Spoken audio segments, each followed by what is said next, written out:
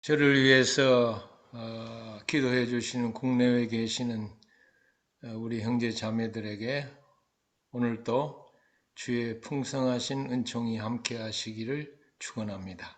강의를 시작하도록 하겠습니다. 먼저 어제 질문한 내용의 답을 좀 명확하게 하도록 하겠습니다. 유다가 장자권의 일부를 받은 이유가 뭐냐? 유다는 넷째 아들입니다. 그러나 장자 대신에 실질적인 그 장자로서 메시아 줄기에 택함을 받았습니다. 그 이유는 첫째로 요셉의 목숨을 구하는 데 아주 일조를 했습니다. 다른 형제들이 구덩이에 요셉을 넣어놓고 죽이자고 의논을 할 때 유다가 나서서 우리의 골육을 죽일 것이 아니라고 했습니다. 그래서 아랍인들에게 파는 이와 같은 일이 있어서 동생의 목숨을 구했습니다. 두 번째는 가나안 땅에 기근이 들어서 애굽의 양식을 구하는 이 과정에서 오고 가는 이 과정에서 형제들 가운데서 유다가 유독 지도력을 발휘해서 이 가문의 문제를 해결하는 이야기가 창세기 43장, 44장에 나옵니다. 이런 모든 것을 생각하고 둘째, 셋째를 뛰어넘어서 넷째 아들인 유다를 왕권을 주는 이런 장자의 명분을 일부를 주게 된 것입니다. 근데 어떤 분은 또 시므온과 레위가 장자권을 못 받은 이유가 뭐냐 해서 연구해서 좀 발표하라고 했는데요. 잠깐 제가 살펴보니까 이 둘째, 셋째 시므온과 동생 이 레위가 택함을 받지 못한 것은 그 누나 디나가 가나안 사람 세겜에게 강간당했을 때 분노해서 그 세겜성에 있는 남성들을 할례를 받게 한 뒤에 그 약해진 틈을 타서 모두 다 죽여버렸습니다. 이 일로 인해서 야곱 가문에 아주 큰 위험이 빠져서 야곱이 대단히 그들을 질책했다고 나와 있습니다. 그런데 이 랍비 문학에 의하면은 구덩이에 그 요셉이 빠져 있고 의논할 때에 요셉을 죽여야 한다고 고집했던 것이 시므온이라고 합니다. 또 유다가 죽이지 않고 팔아버렸을 때 아주 대노했다고 전하고 있습니다. 이런 그 이유들 때문에 둘째, 셋째는 택함을 못 받고 뛰어넘어서 넷째가 유다가 택함을 받지 않았나 이렇게 생각을 합니다. 참고가 되시길 바랍니다. 오늘 살펴볼 내용은 언약의 중요성을 좀 보고 또 사울 족보가 주는 교훈을 좀 생각해 보겠습니다. 그리고 사울 죽음이 주는 교훈이 10장에 나오는데 이 3번을 아주 좀 깊이 넓게 좀 생각해 보도록 하겠습니다. 그리고 시간이 되면은 다윗을 왕으로 세운 이 교훈을 12장을 통해서 살펴보려고 합니다. 자, 8장 34절에서 40절을 보면은 사울의 아들 요나단의 자손들에 대해서 말하고 있습니다. 사울이 범죄함으로 그와 그의 아들이 거의 다 죽고 그 가문이 다 망했습니다. 그 자손들이 다 망하고 뭐 족보가 아주 미약하지요. 단지 다윗의 배려로 요나단의 아들 무비보셋, 뭐 34절에는 무리바알이라고 되어 있는데요. 그를 이렇게 대우함으로 그 자손들만이 번창해서 그 사울의 가문을 겨우 유지시켰습니다.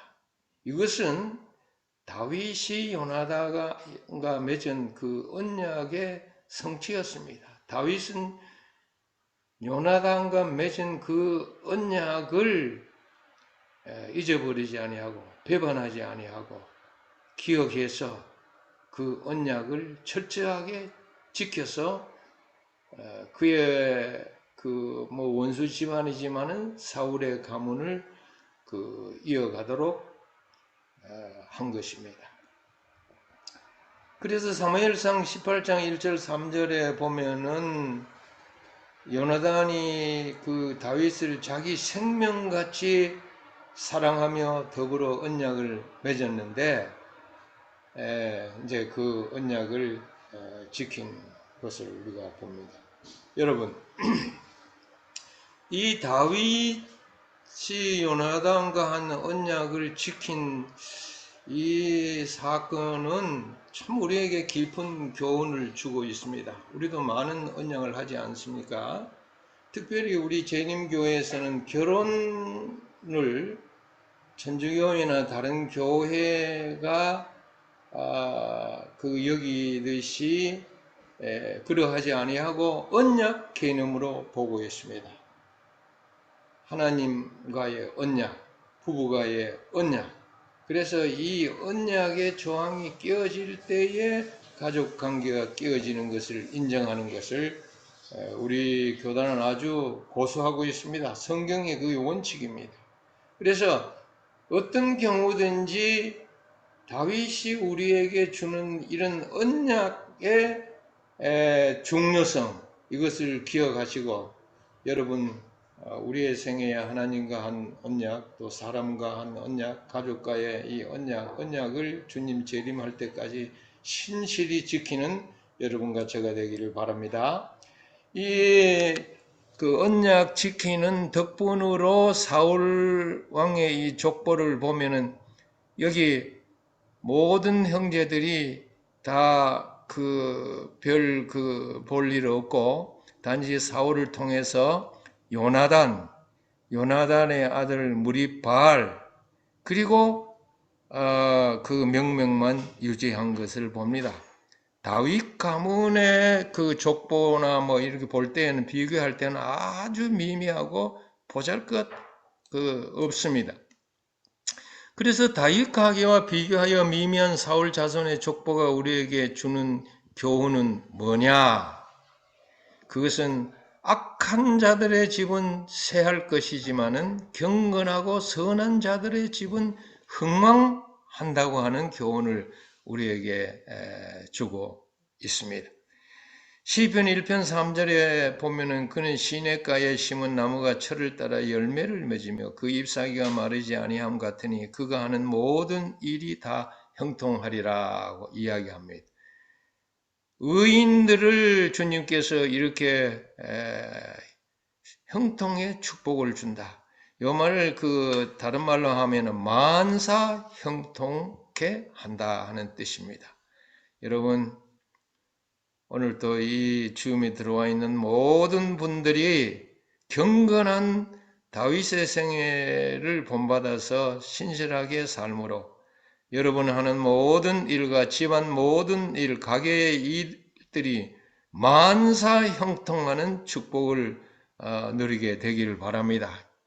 이것을 시편 37편에서는 내가 어려서부터 늙기까지 의인이 버림을 당하거나 그 자손이 글씨감을 보지 못하고 늘 꾸어주는 복을 받는다고 이야기를 했습니다. 자, 9장을 보겠습니다. 이 9장은 44절까지 있는데 포로 생활에서 돌아온 백성들의 족보가 34절까지 나오고 기본 거민과 사울의 조상들과 후손에 대해서 44절까지 나옵니다. 9장 2절에 보면 느디님 사람들이라고 하는 말이 나오는데 이들은 누구나 하면은 물이나 나무를 나르는 등 천한 일을 하던 성전의 하인 계층을 이야기하고 있습니다. 22절에 보면은 아주 우리가 좀 이상하게 생각할 성경절인데요. 다윗과 선견자 사무엘이 전에 세워서 이 직분을 맡긴 자라 그랬습니다. 그래서 성전 봉사의 이 일을 배정하는 일에 다윗 왕과 선지자 사무엘이 관여했음을 해보면 참 흥미로운 것입니다. 물론 다른 곳에서는 선지자 사무엘이 그런 활동을 했다는 언급은 없습니다. 이 신정 정치 시대에 아주 독특한 일이라고 생각합니다. 또 9장 32절에 안식일마다 이 진설병을 준비하였더라고 이야기하는데 우리가 잘 아는 이 떡상에 대한 이야기입니다. 떡상에서의 그 떡을 매 안식일마다 새 것으로 바꿔 놓은 이야기를 9장 32절에서 합니다. 여러분, 이와 같이 안식일은 새 떡을 먹는 날입니다. 그래서 우리가 안식일마다 주의 전에 가서 주의 종들로부터 아주 새로운 떡, 하나님께서 내리시는 새로운 만나를 먹는 것입니다. 자, 10장을 보면은 또 이 10장에는 사울의 그 죽음과 연관된 이야기가 나와 있습니다. 이거를 좀 더 깊이 좀 오늘 살펴보겠습니다. 길보아 산에서 이루어진 일인데요.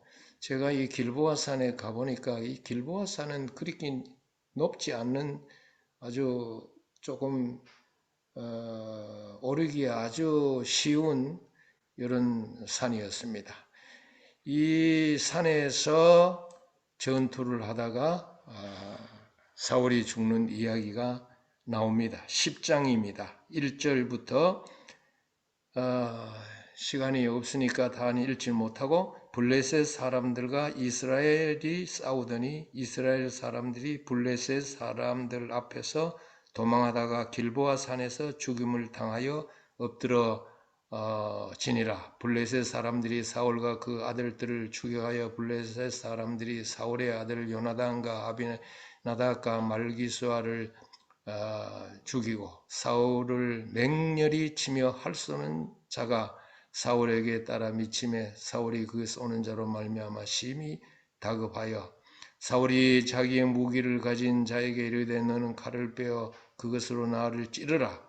할례 받지 못한 자들이 와서 나를 욕되게 할까 두려워하노라. 그러나 그의 무기를 가진 자가 심히 두려워하여 행하기를 원하지 아니하며 사울이 자기 칼을 뽑아서 그 위에 엎드러 지니 무기 가진 자가 사울이 죽는 것을 보고 자기도 칼에 엎드러져 죽으니라. 이와 같이 사울과 그의 세 아들과 그 온 집안이 함께 죽으니라. 사울 가문의 몰락을 이야기를 하고 있습니다. 여기 6절에 이와 같이 사울과 그의 세 아들과 그 온 집안이 함께 죽었다 이렇게 이야기하는데 이 온 집안이 함께 죽었다는 말은 사울 집안이 몰락했다고 하는 뜻입니다. 사울 집안은 더 이상 재기할 수가 없었습니다. 그 아들 중에 이스보셋만이 다윗의 보살핌으로 겨우 생존하여 가기를 이어갔습니다. 그러나 이스보셋마저도 장수 레갑과 바나에 의해 살해당한 것을 이 그림이 이야기합니다. 침상에 있을 때에 두 장군이 이르러서 이스보셋을 죽이는 이런 광경입니다. 자, 이와 같은 사건에서 사울의 죽음은 자살인가 타살인가에 대해서 아주 논란이 많습니다. 여러분 어떻게 생각합니까? 사울의 죽음을 두고 일어나는 주장은 세 가지인데요. 첫째는 자살이다. 둘째는 소년이 죽였다. 타살이다. 셋째는 아니다. 하나님이 죽으셨다. 이런 그 주장이 있습니다. 자, 성경을 보겠습니다. 4절, 5절에는 조금 전에 읽은 대로 사울이 자기 칼을 취하고 그 위에 엎드러지니 그렇게 이야기합니다. 이것을 볼 때에 분명히 자살이라 그렇게 생각을 할 수가 있습니다. 사울은 이 길보아 산에서 블레셋과 전투하다가 사무엘상을 보면은 화살에 맞아 치명상을 입었다고 이야기합니다. 역대기는 그렇게 되지 않았죠. 그래서 그가 살지 못할 것을 알고 그의 호위병에게 자신을 찔러 죽이라고 부탁을 했지만은 호위병이 감히 왕을 죽일 수 없었습니다. 그래서 사울 왕은 자기 칼에 엎드러져 자살하고 말았습니다. 요세푸스는 그 말하기를 소년이 실제로 그를 죽였다고 이야기합니다. 칼 위에 그 사울이 엎드러져서 있었을 때 여전히 살아있는 것을 발견하고 최후로 그 소년이 죽였다고 그렇게 이야기하는데 부조와 선지자에 보면은 이거는 꾸며낸 이야기다 그렇게 이야기하고 있습니다. 그러므로 그 자살이 맞지요. 그러나 역대상 10장 14절에는 여호와께서 그를 죽이시고 그렇게 이야기했어요. 이걸 우리가 어떻게 이해할 것이냐. 제가 생각하기로는 여호와께서 그를 죽이셨다고 하는 말은 그의 죽음을 묵인하셨다는 뜻이고 사울은 구원받지 못한다는 뜻입니다. 이 세상에 하나님께서 죽이신다면은 그가 구원받지 못하는 것이 확실한 것이죠. 그래서 사울은 자살은 살인 행위입니다. 자살을 함으로 구원의 반열에 이르지 못할 것이라 그렇게 생각이 듭니다.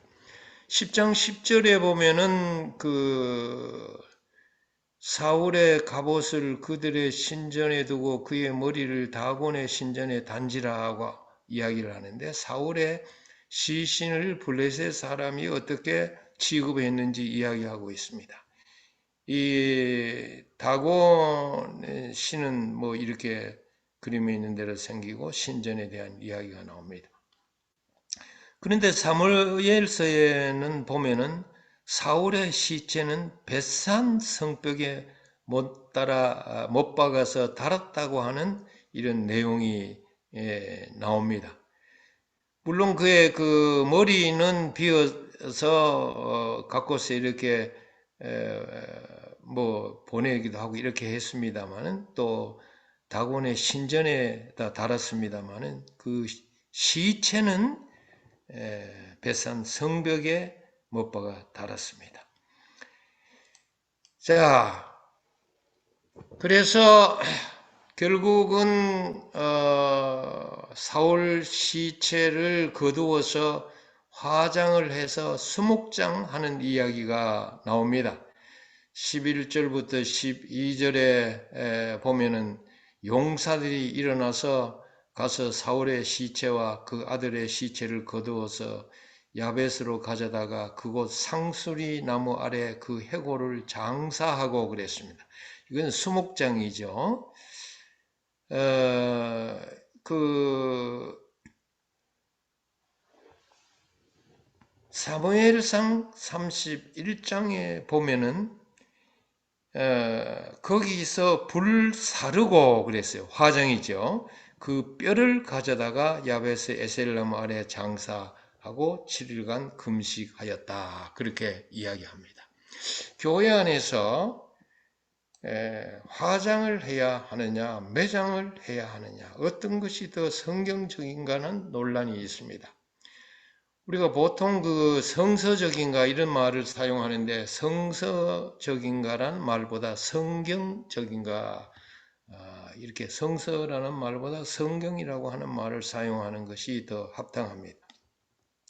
자, 성경에 보면은 매장과 화장은 둘 다 나옵니다. 어느 것이 원칙이라고 말할 수가 없습니다.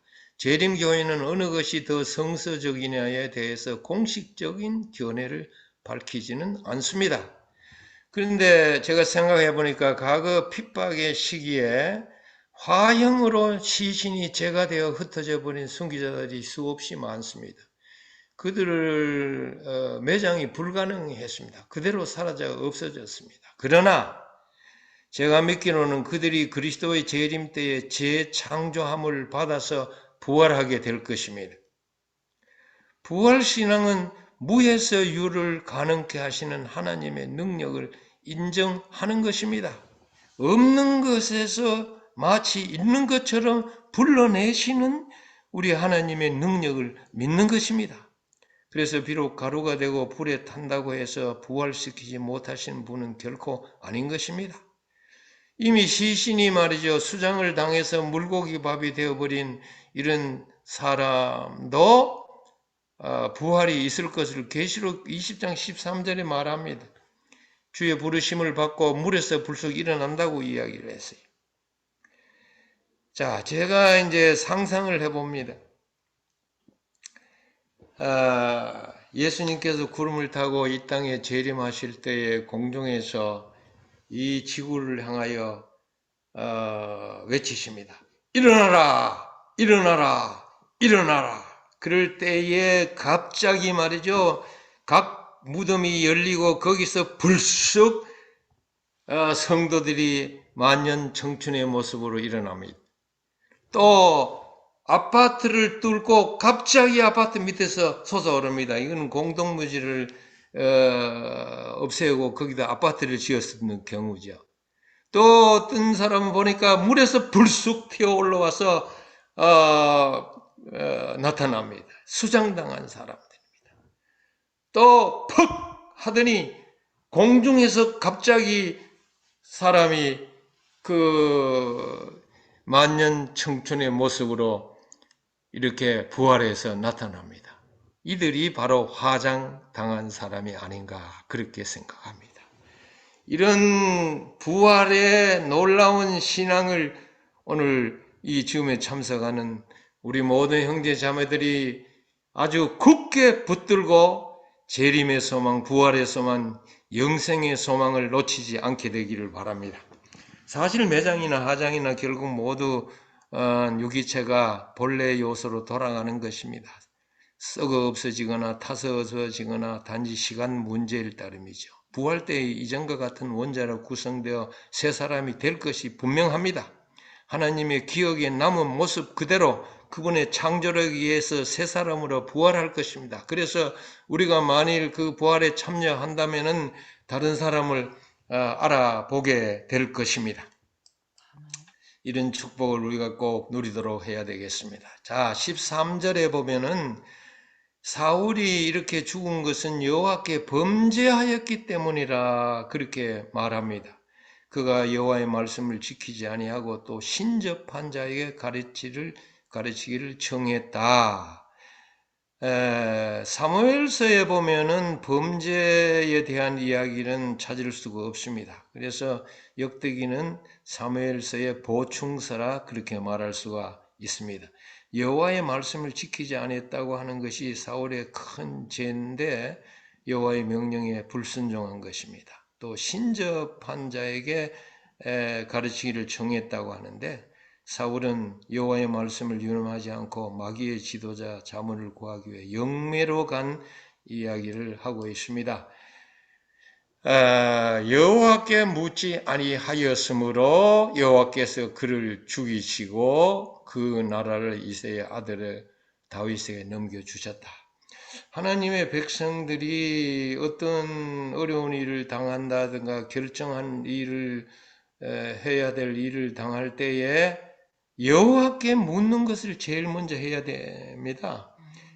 어제 강의에 요시야의 경우에 그 요시야가 실패한 그 원인 중에 하나가 하나님과 선지자에게 묻지 아니했다고 제가 이야기를 했습니다. 바로 사울도 그와 같은 경우를 당했습니다. 여러분 아주 중요한 그 관점입니다. 우리는 어떠한 경우든지 제일 먼저 우리 목사님에게나 누구에게나 묻기 전에 하나님께 그 뜻을 간구하는 여러분의 생애가 되기를 바랍니다. 그런데 사울이 결국 그 하나님이 그를 죽이셨다고 이렇게 이야기한 것은 참으로 회개하고 온유와 참회 가운데 여호와께 나왔다면은 하나님께서 그의 말을 듣고 그를 살리셨을 것입니다. 그러나 사울은 회개하지 않았어요. 그래서 다윗에게 왕권을 돌린 것입니다. 자, 11장입니다. 11장은 다윗이 이스라엘과 유다의 왕이 되는 그 이야기입니다. 아주 깊은 교훈을 주고 있습니다. 자, 그 11장 1절은 혈족 이야기를 하면서 이제 합의의 과정을 쭉 11장에서 이야기를 하는데요. 이 11장의 내용을 이렇게 분석할 수가 있습니다. 자, 중요한 것은 온 이스라엘이 다윗에게 이스라엘 왕이 되어 달라고 하면서 제시한 그 내용, 그것이 있습니다. 그게 뭐냐 하면은, 첫째는 1절에 보면은, 우리는 왕의 권력입니다. 우리를 이 권력 지친을 버리지 말아 달라고 간구를 합니다. 두 번째는, 이스라엘을 거느려 출입하게 한 자입니다. 이거는 무슨 뜻이냐 하면은, 당신은 전쟁에 나가서 연승을 해서 우리를 살린 분입니다. 당신의 그 지휘력을 우리가 인정합니다. 예, 그것을 이야기를 합니다. 세 번째로, 왕의 하나님 여호와께서도 당신을 택하셨습니다. 그걸 이야기를 하고 있습니다. 다윗이 바로 하나님이 기름을 부은 자였습니다. 이렇게 이것을 제시하면서 우리에게 왕이 되어달라고 그 요청을 합니다. 그래서 3절에 보면 이에 이스라엘의 모든 장로가 그렇게 다윗에게 기름을 부었다. 이스라엘의 왕을 삼았다. 그렇게 이야기하고 있습니다. 다윗에게 있어서 이스라엘의 장로가 기름 붓는 것은 세 번째였습니다. 첫 번째는 보면은 사무엘이 이르러서 그에게 기름을 부었지 않습니까? 두 번째는 유다 지파의 장로들이 그에게 기름을 부었습니다. 이번에는 이스라엘의 모든 장로가 그에게 기름을 부었습니다. 이것은 뭐냐 하면은 유다나 이스라엘이나 하나님은 할 것 없이 모든 합의에 의해서 다윗은 왕이 되었다 이 말입니다. 국민적 합의에 따라 왕이 되었습니다. 그 당시에 볼 때는 다윗을 왕으로 만드는 것은 그 시대의 소명이었습니다. 시대가 소명할 때에 그 왕이 될 수가 있는 것입니다. 거기에 더 붙여서 온 백성이 합의를 했다고 하는 것입니다. 그 수도를 예루살렘으로 확보하고 충성 신하들을 많이 얻었습니다. 결국 이 다윗이 왕이 된 것은 하나님의 뜻의 성취였다고 말할 수가 있습니다. 자, 다윗이 이 강하게 된 원인을 9절에서 이야기합니다. 만군의 여호와께서 함께 계시니 다윗이 점점 강성하여 가니라. 그래서 그가 주권자가 통치자가 되게 한 분은 바로 하나님이셨고 하나님이 그와 함께 하셨습니다. 여러분, 이 말씀이 아주 우리의 마음에 와 닿지 않습니까? 여러분에게도 여러분 집안에도 만군의 여호와께서 항상 함께 하시는 축복을 주셔서 만사 형통하는 축복을 누리게 되기를 바랍니다. 자, 17절부터 19절까지는 목숨 걸고 베들레헴 성문 곁에 있는 우물들을 걸어온 세 용사의 이야기가 있습니다. 다윗이 목이 말라서 누가 저 베들레헴 성문 곁에 우물에 가서 그 물을 가지고 와서 내게 마시게 할꼬 이렇게 했어요. 이 당시에 그쪽에는 그 적군들이 둘러싸고 있는 것입니다. 그런데 새 용사가 나서 그 블레셋 사람의 군대를 돌파하고 거기 가서 물을 가지고 왔습니다. 생명을 내걸고 한 그 충성의 결과였습니다. 그런데 다윗은 여기에 아주 감동을 받아서 생명을 다하는 이 새 용사에 칭찬하면서 감히 그 물을 마시지 못하고 그 물을 여호와께 부어 드리고 하나님께 결탄코 이런 일을 다시 하지 않겠다고 그렇게 이야기하는 이야기가 나옵니다. 예, 이것을 처리하는 과정에서 우리가 볼 때에 다윗은 목숨을 걸고 다녀온 그 우두머리들의 피를 마실 수 없다고 말하고 그 물을 여호와께 부어드렸는데 다윗이 부하들을 고려하고 하나님께 영광을 드리는 모습입니다. 그는 탁월한 지휘자일 뿐 아니라 부하들을 인정하는 모습이 아름답습니다. 이와 같은 행동이 그의 신하들과 이 백성들이 그를 칭송하며 따르게 하는 훌륭한 사건이 되었습니다. 이와 같이 우리도 이 다윗처럼 어떠한 그 영광을 누린다든가 유익을 얻는다든가 이렇게 하게 될 때에 그것을 하나님께 영광을 돌리고 하나님께 유익을 끼치도록 하게 하는 것은 참으로 우리가 배울 교훈이라 생각을 합니다. 자, 12장을 우리가 살펴볼 수가 있는데요. 이미 시간이 다 돼서 여기까지 그 공부를 하고 마지막으로 다윗 왕을 세운 것에서 우리가 배울 교훈을 좀 생각하면서 마치겠습니다. 모든 군사가 전열을 갖추고 다 성심으로 헤브론에 이르러 다윗을 온 이스라엘 왕으로 삼고자 하고 또 이스라엘의 남은 자도 다 한 마음으로 다윗을 왕으로 삼고자 하여 그랬습니다. 여러분, 우리가 하나님의 뜻을 구하는 것이 중요하지만 동시에 사람들의 합의도 매우 중요합니다. 특별히 교회와 관련된 일은 사람들의 합의가 더 중요합니다. 그래서 이 직원의 회의가 아주 중요하죠. 사람들의 합의를 통해서 받아들여진 하나님의 뜻은 우리들에게 큰 기쁨과 축제로 다가옵니다. 그리고 하나님이 이렇게 일하시는 것을 기뻐하는 것입니다. 사람들의 합의를 기다릴 줄 아는 지혜, 이것이 필요한 것입니다.